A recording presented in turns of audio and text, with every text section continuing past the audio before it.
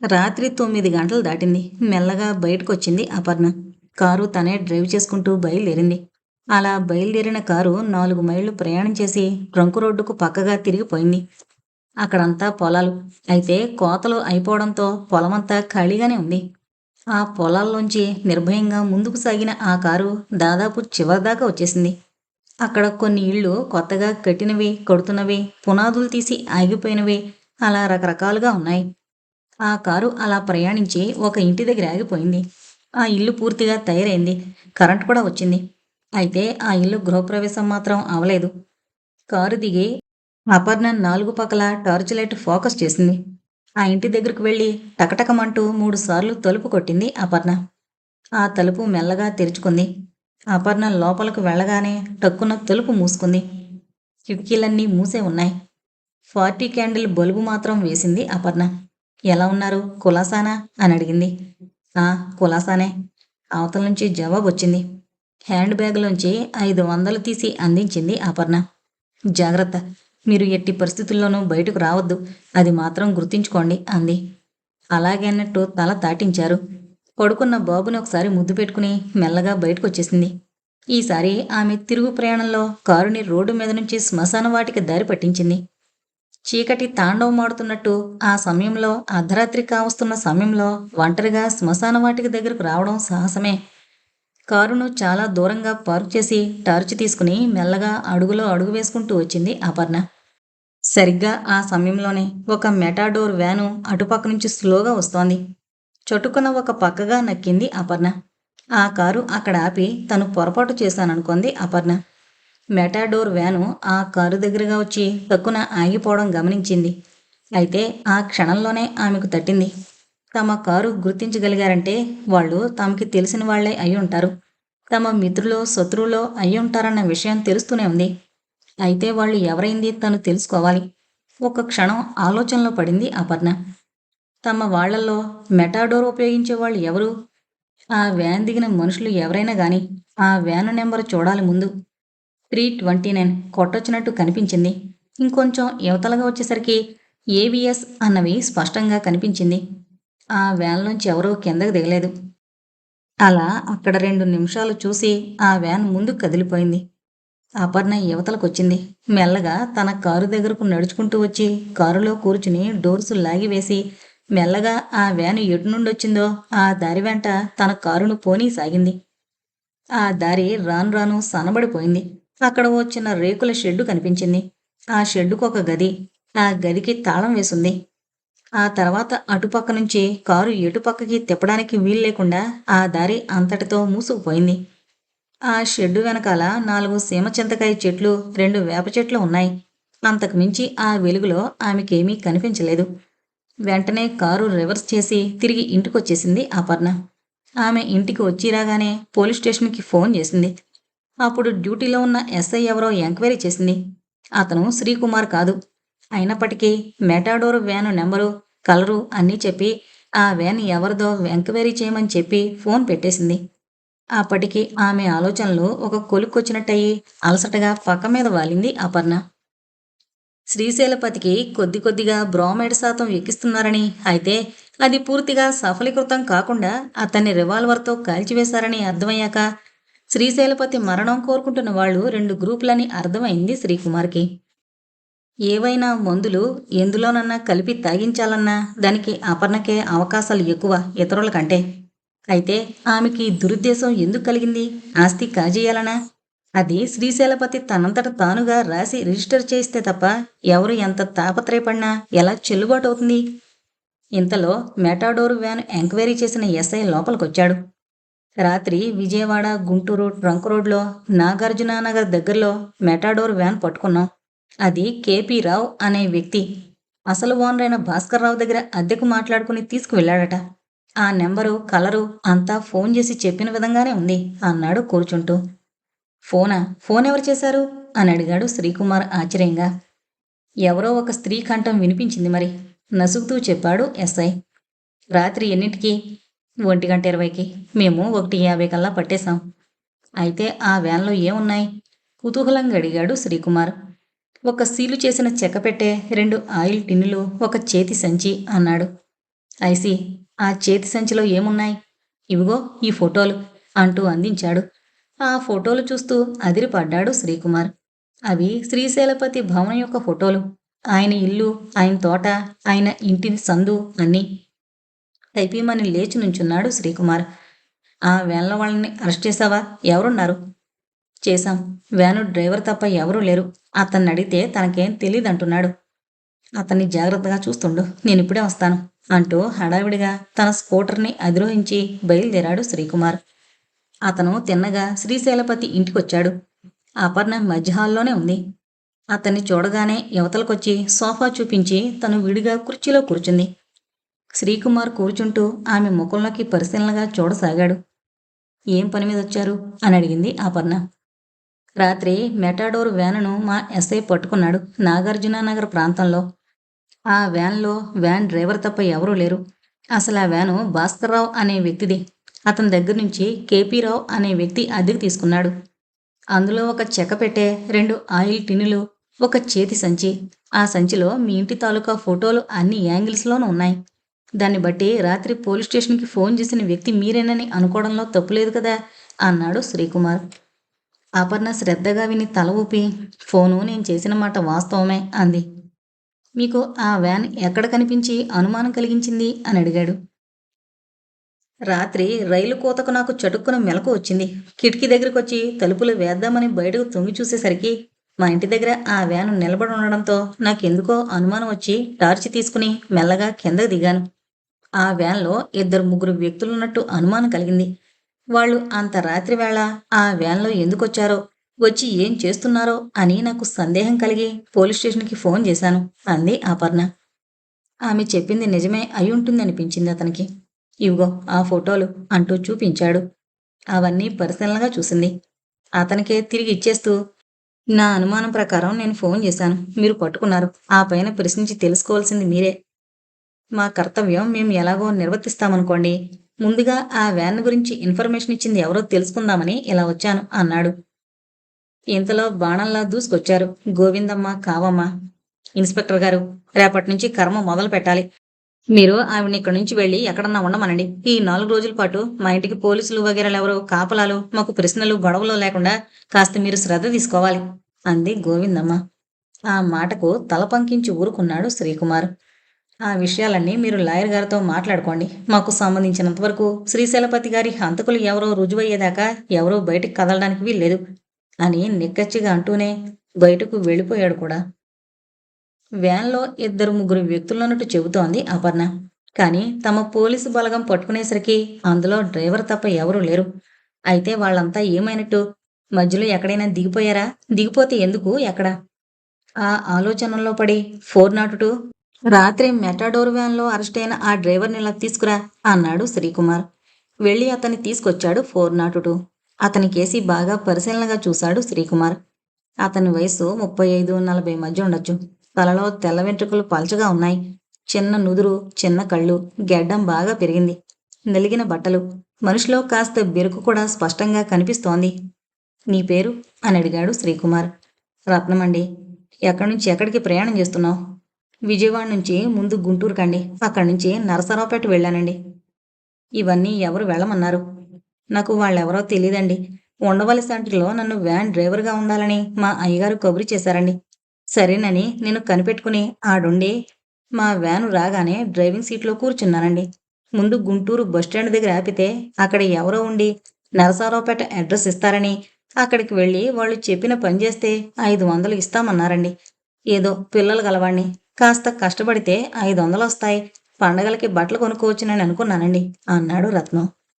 అతను చెబుతోంది నిజమేననిపించింది అతనికి. వాళ్ళని గుర్తుపట్టగలవా? ఆ. వాళ్ళ గుర్తులు ఏమైనా చెప్పగలవా? కిందకి దిగుతున్నప్పుడు చూశానండి. ఒకరి చేతికి బ్యాండేజ్ వేసుంది, బాగా నల్లగా ఉన్నాడు. ఇంకొక అతను కాస్త ఎర్రగానే ఉన్నట్టు కనిపించాడు, కానీ చేతికి ఉంగరం ఉంది, చేతిలో కర్ర ఉంది. ఆ కర్ర పట్టుకునే దిగాడు కనుక కర్ర పట్టుకుని నడుస్తాడు కాబోలు. ఏమన్నా కాలు అవుడేమో అనుకున్నానండి. ఎంతకంటే ఇంకేం చెప్పలేవుగా? చెప్పలేను. అతన్ని మళ్ళీ తీసుకుపోమ్మని చెప్పాడు శ్రీకుమార్. శ్రీశైలపతి గారిని ఎవరు ఎందుకు హత్య చేశారో ఇంతవరకు అర్థం కాలేదు. మొత్తం మీద ఆ కుటుంబంలోని వాళ్లే అని మట్టుకు అర్థమైంది. అయితే ఎవరు? అపర్ణ, గోవిందమ్మ, కావమ్మ, రంగనాథమ్మ, ప్రకాశరావా, కృష్ణవేణ, నౌకర్లా? ఎవరు? ఎందుకు? ఏది ఏమైనా లాయర్ విశ్వనాథం దగ్గరున్న వీలునామా తెలుసుకునే వరకు ఎవరిని నిర్ధారించలేం. ఏం చెయ్యాలి? అంతవరకు తను ఆగడమా, లేక రహస్యంగా తీయించి చూడ్డమా? ఇంతలో ఏదో ఫోన్ కాల్ వస్తే తాత్కాలికంగా తన ఆలోచనలకు ఫుల్ స్టాప్ పెట్టి ఆ వార్త వ్యవహారంలో పడిపోయాడు శ్రీకుమార్. మరో 10 నిమిషాలకు మళ్ళీ ఫోన్ మోగింది. ఈసారి ఫోన్ చేసింది ఎవరో కాదు, అపర్ణ. మా తోటలో 2 జాజి చెక్క ట్రంకు పెట్లు పెట్టున్నాయి. నాకెందుకో అవి అనుమానాస్పదంగా కనిపిస్తున్నాయి. మీరు వెంటనే బయలుదేరొచ్చి అవి పరిశీలించవలసింది. ఈలోగా అవి తప్పిపోకుండా పోలీసు బందోబస్తు చేయండి అంది. శ్రీకుమార్ చేస్తున్న పనాపి జీపులో 4 కానిస్టేబుల్స్తో పెట్టె పగలగొట్టి సరంజామాతో హుటాహుటిన వచ్చేశాడు. బాల్కనీలో నిలబడుంది అపర్ణ. ఆమె ముఖంలో విషాద ఛాయలు తొంగి చూస్తున్నాయనడం కంటే భయాందోళనలే హెచ్చుగా కనిపిస్తున్నాయి అనిపించింది శ్రీకుమార్కి.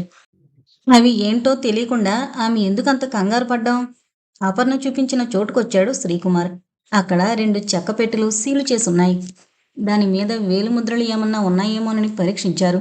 ఎక్కడా ఏమీ కనిపించలేదు. పగలగొట్టమన్నట్టు సంజ్ఞ చేశాడు శ్రీకుమార్. వెంటనే కార్యరంగంలోకి దిగారు పోలీసులు. టక్కున 4 పొలుగు దెబ్బలకే ఊడొచ్చింది దాని సీలింగ్. లోపలకు చూసిన అంతా అలాగే కొయ్యబారినట్టు నిలబడిపోయారు. లోపల ఒక యువతి మొండెం కుక్కబడుంది. వెంటనే అర్థమైపోయింది శ్రీకుమార్కి మిగిలిన భాగాలు ఆ చెక్కపెట్టెలో ఉండిపోయాయని. వెంటనే దాన్ని కూడా పగలగొట్టమన్నట్టు సంజ్ఞ చేశాడు శ్రీకుమార్. అతని అంచనా కరెక్టేనంటూ అందులో తల, మరో చెయ్యి దర్శనమిచ్చాయి. అది చూసేసరికి శ్రీకుమార్కే ఒళ్ళు జలదరించింది. పాపం, ఆ చెయ్యి ఆ ట్రంకుపెట్టలో కుక్కడానికి సరిపోలేదు కాబోలు.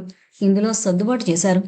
ఆ శరీరం, తల, చెయ్యి అన్నీ ఒక పక్కగా పేర్చుంచారు. ముందు అపర్ణకే కబురు చేశాడు శ్రీకుమార్. ఆ శవం చూస్తూనే ఉలిక్కిపడింది అపర్ణ. ఈమె ఎవరో గుర్తుపట్టగలరా? ఈమె మా ఇంటికి 4 రోజుల క్రితం వచ్చి తను రచయిత్రి వాహినిగా పరిచయం చేసుకుంది. తన నవల తెస్తాను వేయమంది. అలాగే అన్నాను. మరి నిజంగా ఆమె అవునో కాదో నాకు తెలీదు. ఆమెలాగానే ఉంది. ఆమె రచయిత్రి వాహిని అయితే మరి ఎందుకు హత్య చేయబడిందో, ఆమెనింత దారుణంగా చంపి మా గార్డెన్లోనే ఎందుకు వదిలారో నాకు అంతు చిక్కడం లేదు. ఈమె రచయిత్రి వాహిని అవునో కాదో ముందు మనకి తేలాలి కదా. ఈమె తాలూకా వాళ్ళు ఎక్కడుంటారో తెలుసా? తెలీదు. ఆమె అడ్రస్ కూడా నాకు తెలీదు. హైదరాబాద్ నుంచి వచ్చానని మటుకు చెప్పింది. మరి ఎలా ఈమె విషయం తెలియదు? ఏ పత్రికాఫీసులోనో ఆమె అడ్రస్ ఎంక్వైరీ చేయండి, తెలుస్తుంది అంది అపర్ణ. అలాగే అన్నట్టు తల పంకించి ఏదో గుర్తుకొచ్చిన వాడిలా, ప్రకాశరావు వచ్చాడా అని అడిగాడు శ్రీకుమార్. వచ్చినట్టున్నాడు. అయితే అతన్ని కలుసుకోవాలి.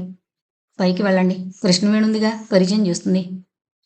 ఆ శవం పోస్ట్ మార్టంకి పంపండి అంటూ పైకొచ్చాడు శ్రీకుమార్. కృష్ణవేణి ముందు గదిలోనే దర్శనమిచ్చింది. ప్రకాశరావు గారిని పిలవండి అన్నాడు శ్రీకుమార్. ఆయన ఇంకా, మీరు బుకాయించొద్దు, అతను వచ్చినట్టు నాకు తెలుసు, ముందు రమ్మనండి అన్నాడు ఖరారుగా. ఇక తప్పదన్నట్టు ప్రకాశరావుని పిలుచుకుని వచ్చింది కృష్ణవేణి. దుమ్దుమ్లాడుతూనే వచ్చాడు ప్రకాశరావు. ఎప్పుడొచ్చారు మీరు? ఇప్పుడే, ఒక అరగంట అయింది. శ్రీశైలపతి గారు పోయి ఇప్పటికి ఎన్ని రోజులైంది? 8 రోజులైందనుకుంటాను. ఆయన మరణ వార్త మీకెప్పుడు తెలిసింది? నేను హైదరాబాద్ వెళ్ళాను. అక్కడ నాకు తెలిసేసరికి 4 రోజులు గడిచిపోయాయి. మీరు ఎక్కడుండేది? గుంటూరులోనేగా. గుంటూరే, కానీ పని మీద హైదరాబాద్ వెళ్ళాను. మీరు ఏం చేస్తుంటారు?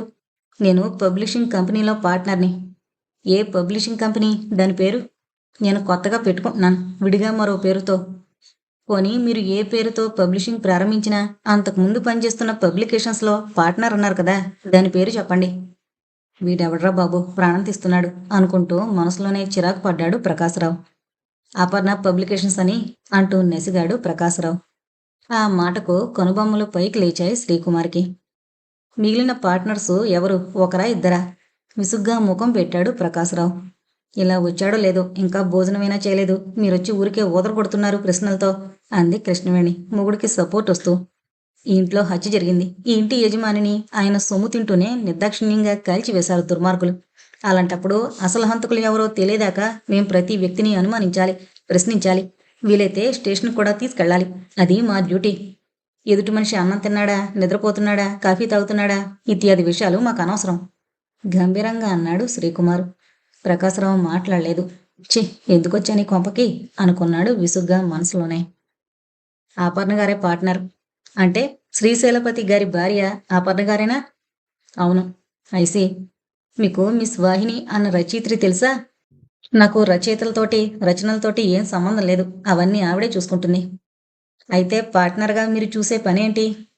ఆ ప్రింట్ అవుతున్న నవల ఎన్ని ఫారాలో, ప్రెస్లో అంతా సరిగ్గా పనిచేస్తున్నారో లేదో ఇలాంటివి తప్ప నేను చూడాల్సినవేం లేవు.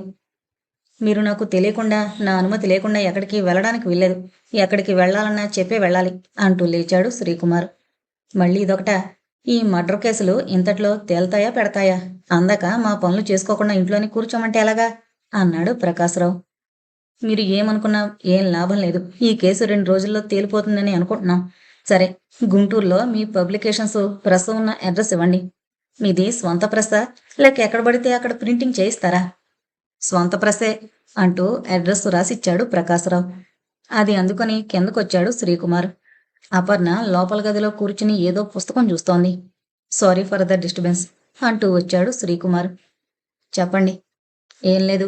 ప్రకాశరావు తను పబ్లికేషన్స్లో పార్ట్నర్ అని, అది అపర్ణ పబ్లికేషన్స్ అంటూ మీదేనని తెలియజేశాడు. నిజమేనా? మాదే అంది తాపీగా అపర్ణ. అంటే అతను మీ దగ్గరే పనిచేస్తున్నాడా? నిజంగా పార్ట్నర్రా? ఊరికే బేవరసుగా తిని తిరుగుతుంటే కృష్ణవేణొచ్చి బతిమాలింది ఏదన్నా పని చూపించమని. సరే, ప్రెస్లో పని చూసుకోమని నెలసరి జీతం మీద పెట్టుకున్నాం అంది అపర్ణ. అంతేకాని అతను పార్ట్నర్ కాదన్నమాట. కాదు. మరి మిస్ వాహిని విషయం మీరేమన్నా చెప్పగలరా? ప్రకాశరావు తాను పబ్లిషర్నని, తనకి స్వంతంగా పబ్లికేషన్స్ ఉన్నాయని, నవల ఇవ్వమని అడిగాడని వాహిని చెప్పింది. బహుశా అతనలా డబాయించాడో, లేక ఏదో విధంగా 4 డబ్బులు కూడబెట్టుకుని నవలలు తనే స్వంతంగా వేసుకోవాలని నిర్ణయించుకున్నాడో మాకు తెలీదు. నేను మాత్రం ఆమెని నవల తీసుకురమ్మని, నేను చూస్తానని చెప్పి పంపించాను. ఆమె నవల తీసుకునొస్తానని గట్టిగా చెప్పింది. ఇంతలో ఈ దారుణం జరిగిపోయింది అంది అపర్ణ బాధగా. మీకు ఎవరి మీదనైనా అనుమానం ఉందా? మామూలుగా అడిగాడు శ్రీకుమార్. ఆమెను గురించిన పూర్తి సమాచారం మనకి తెలియదు కదా. మీరు పత్రికాఫీసులో ఆమె అడ్రస్ ఎంక్వైరీ చేస్తే, ఆమె కథ మనకి తెలిస్తే దాన్ని బట్టి మనం ఫాలో అవ్వచ్చు. ఏదేమైనా ప్రకాశరావు ఆమె దగ్గర ఎందుకు అబద్ధమాడాడు అని ఆనాడే నాకు అనిపించింది. అయితే ఆ తర్వాత అతను విడిగా పబ్లికేషన్స్ మొదలు పెట్టాలనుకుంటున్నాడేమోనని సర్దుకున్నాను. అపర్ణ మాటతో ఆమెకి ఏమోలో ప్రకాశరావు మీద అనుమానం ఉందని గ్రహించాడు. సరే, వస్తాను అంటూ లేచాడు. అపర్ణ కూడా లేస్తూ, ఇంట్లో ఆయన కర్మకాండాల విషయంలో గొడవలు జరిగేటట్లున్నాయి. గోవిందమ్మకి నా ఉనికి ఎంతమాత్రం ఇష్టం లేదు. అంచేత నేను విడిగా ఉందాం అనుకుంటున్నాను. శ్రీకుమార్ ఆలోచించి, ఈ కేసు త్వరగానే ముగుస్తుందని నా ఉద్దేశం. ఎందుకంటే శ్రీశైలపతి గారిని హత్య చేసింది మీ కుటుంబంలో ఒకరు, లేదా మరొకరి సాయంతో ఇద్దరు అనుకోండి. బయట వాళ్ళెవరూ కారు అన్నాడు ఆమె ముఖంలోకి పరీక్షగా చూస్తూ. అవును, ఆ సంగతి నాకు తెలుసు నిబ్బరంగా అంది అపర్ణ. ఆ పద్ధతిలో ఎవరు చేసుంటారో మీకు చూచాయిగా తెలుసుండాలే. చూచాయిగా తెలియడం వల్ల ఏం లాభం? అది కేవలం నిరాధారం, అనుమానం కిందకే వస్తుంది. ఏదైనా చెప్పాలంటే ప్రూఫ్ ఉండాలి. అంచేత ఆ పని మీకే వదిలివేస్తున్నాను అంది అపర్ణ. కానీ ఇక్కడ అందరికీ మీరే హత్య చేసి ఉంటారన్న అనుమానం ఉంది అన్నాడు శ్రీకుమార్ ఆమె ముఖం కేసి చూస్తూ. ఉండనియండి అని ఆ సంగతి నాకు తెలుసు అంది మెల్లగా. ఆ మాటతో శ్రీకుమార్కి అపర్ణని అంచనా కట్టడం చాలా కష్టమనిపించి, వస్తాను అంటూ లేచాడు. మీరు మటుకు వాహిని విషయం త్వరగా తెలుసుకోవాలి. ఆ మాటకు ఆశ్చర్యంగా చూశాడు శ్రీకుమార్. మీ భర్త గారి విషయం కంటే కూడానా? ఇది తేలితే అది తెలుస్తుంది. తేలకపోవచ్చు. మీ భర్త గారి హంతకులంటే ఇంట్లోనే ఉన్నారు కనుక పట్టుకోవచ్చు. కానీ వాహిని హైదరాబాద్ నుంచి వచ్చానన్న వ్యక్తి. ఆమె ఎక్కడి నుంచి వచ్చినా ఆమె శవం మా గార్డెన్లోనే దొరికింది కనుక ఆమె హంతకులు కూడా ఇక్కడే ఉండొచ్చుగా. కరెక్ట్. ప్రకాశరావుకి విలాసాలేమన్నా ఉన్నాయా? ఆ విషయం ఆయన భార్యని అడిగితే తెలుస్తుంది. కాకపోతే డబ్బు దోబరా మనిషి. నా ఉద్దేశం చెప్పాలంటే అతనికి గుర్రపు పందాల మీద పిచ్చి ప్రేమ అంది అపర్ణ. అంటే మద్రాసు వెళుతుంటాడా అని అనుకుంటాను. ఒకసారి మా వారితో కబుర్లు చెబుతూ ఆ వారం వచ్చే గుర్రాల గురించి చెప్పడం విన్నాను. ఐసి. మరి రంగనాథం ఎలాంటివాడు? ప్రశ్నించాడు శ్రీకుమార్. రంగనాథాన్ని గురించి కృష్ణవేణిని లేదా గోవిందమ్మని, అలాగే ప్రకాశరావుని గురించి కావమ్మని, గోవిందమ్మని అడిగితే మీకు పనికొచ్చే విషయాలు తెలుస్తాయి అంది అపర్ణ. శ్రీకుమార్ మాట్లాడలేదు. ఆ మాట నిజమేననిపించింది అతనికి. సరే, నేను వెళుతున్నాను అంటూ లేచాడు శ్రీకుమార్. అపర్ణ నమస్కారం చేసింది. శ్రీకుమార్ వెళ్ళిపోయాడు. అతను వెళ్ళిపోయేదాకా చెట్టుచాటుగా ఉన్న వ్యక్తి మాటు వేసి ఉన్నాడని, శ్రీకుమార్ వెళ్ళిపోయాక ఆ వ్యక్తి తృప్తిగా నిట్టూరుస్తూ వెనుతిరగడం తన గది కిటికీలోంచి అపర్ణ స్పష్టంగా గమనించింది. అప్పుడే శ్రీకుమార్ని వెనక్కి పిలిచి చెబుదామా అని అనుకుని ఆ ప్రయత్నం విరమించుకుని ఆ వ్యక్తి ఎటు వెళతాడా అని చూడసాగింది.